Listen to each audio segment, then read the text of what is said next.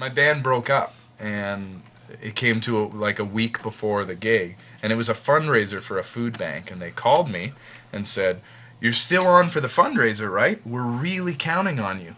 And I said, "Yeah, of course I am," but I didn't have a band at the time. So I called Steve, we had just started hanging out, and said, "Do you want to play this Battle of the Bands thing with me?" And he said yes, and we had been at a Bob Dylan concert together the week before and had made up a bunch of fake band names, one of which was Barenaked Ladies. And he said, "I told him we're called Barenaked Ladies. I hope you don't mind." And I was like, guess not. So we were going to rehearse at his house, and then we were going to rehearse at my house, and then we both couldn't make either rehearsal. And so we just said, well, let's just meet in the stairwell next to where the stage is, and we'll meet there about a half an hour before the show. We're like, "Do you know Drive My Car?" Well, only the Bob McFerrin version. Okay, we'll do that. "And do you know Miss You Much by Janet Jackson?" "Yep." "Okay, we'll do that." And we just we didn't practice. We just went up on stage. And so we went to the people who were organizing the Battle of the Bands, and we said, "We can't really compete in the Battle of the Bands because we're not really a band, but maybe we can MC it and kind of host the day." Yeah, we'll play a song or two between while the band's set up. And people loved us. Like, people said, if you'd competed, you would have won. But I think part of that was just because we knew how to. We didn't just do a set. We kind of spread ourselves out through the day. Yeah. But from then on, it just kind of seemed like something we wanted to continue doing. Barenaked Ladies! Barenaked Ladies! They're so fun. Their sense of humor. They're fun. They're funny. They make you laugh. They do something different at every concert. It's a different concert every time I've gone. I've seen them over a half dozen times, and it's always been a different show. It's fresh, it's new, it's different every time you see them. Because it's a concert that you don't see every day. I wish I did have $1 million. I'd buy that band. You know, when I feel really good about our fans is when other bands talk to us about our fans. Bands that play with us, or come see us, or whatever. They always say, "You guys have the best fans." Bands that open for us, they're like, "God, no one ever listens to us when we open for a band." I think our fans think, "Oh, if the band likes them, we might like them too." Like, I think we have a really open-minded and dedicated fan base. They don't teach you that part. For that. What about Dirty Socks? Yeah, He was great. He was amazing. Great improvisational sax player. Dirty Socks were hurled on stage at us because I asked the audience to do it. Right? Was that Oshawa? Oshawa. That was about 900 years ago. Jesus was just a baby.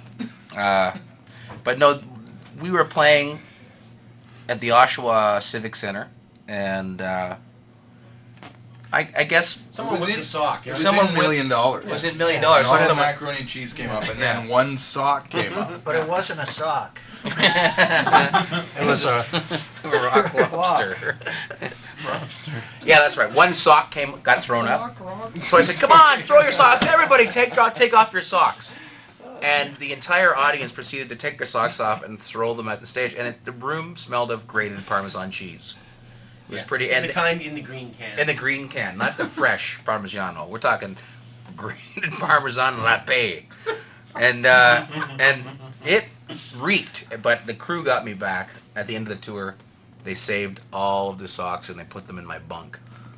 So I smelled like grated Parmesan latte. And then you had to use every one of those socks for the rest of. That's right. We was talking about the craft dinner macaroni and cheese in If I Had $1 Million, and it became. I remember people just started lobbing it up on stage.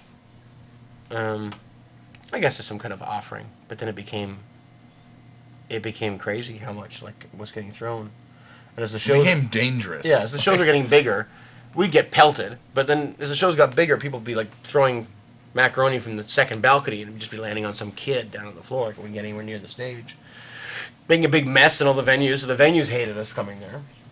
And one time, I remember Tyler, what was it, Chautauqua Institute? Chautauqua Institute, where during the part where they normally threw macaroni, I saw a small, looked like a bullet hurtling through the air, and I ducked, and I said to one of our techs, "Grab that thing," and it was a bolt. Someone had thrown a bolt. People just got excited about throwing stuff. Hey, everybody's throwing stuff. And And it was bold. that was after you'd found a Band-Aid in your mashed potatoes. That's true. It was a Yeah, bad, the it was a Chautauqua bad day. Institute. Oh man, Band-Aids, mashed potatoes. But Steve got hit in the face with a box of Kraft Dinner. Yeah, hitting the nuts. Yeah. I had someone throw a full bag of cooked macaroni up to me on I think it was my first show, and it said "for the new guy" on it. Ugh.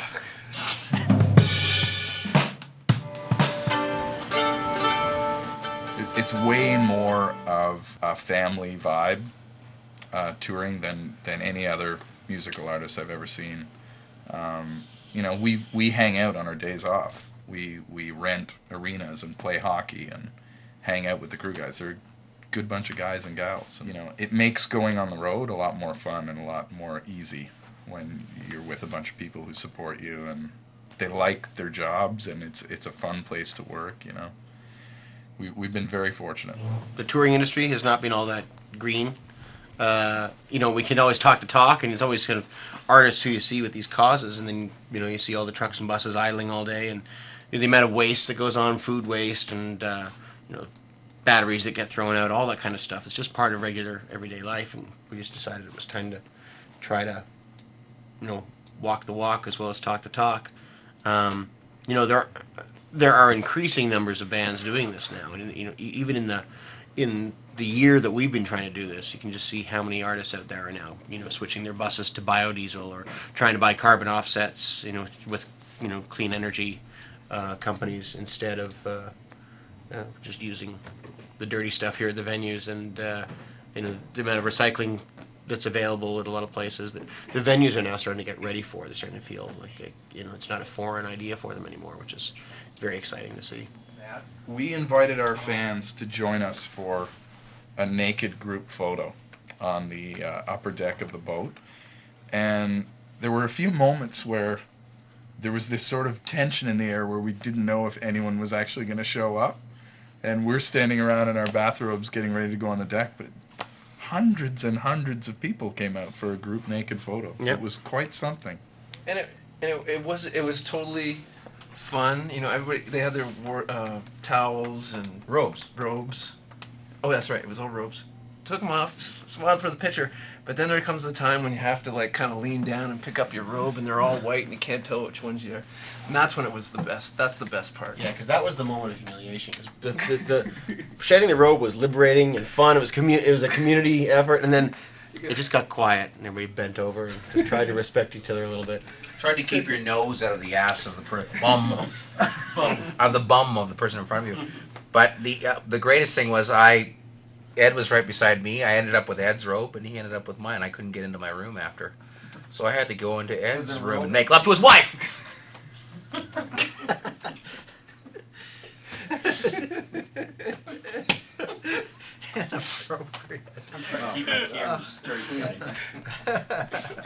We're really good at getting people to get naked.